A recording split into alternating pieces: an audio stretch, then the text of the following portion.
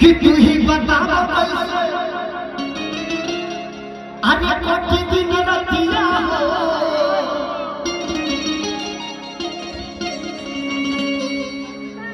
याद कर जान हमने। खेसारी लाल यादव का नया स्टेज होगा, सबको इंतजार कर रहे थे, लेकिन खेसारी लाल यादव स्टेज पे पहुंच चुके हैं। जो शुरू क्लिप में देखे होंगे वो खेसारी लाल यादव का प्रोग्राम हो रहा था। बाकी बहुत सारा वीडियोज़ आने वाला है, तो सबसे पहले दिखाएंगे, तो चैनल को सब्सक्राइब कर लेना।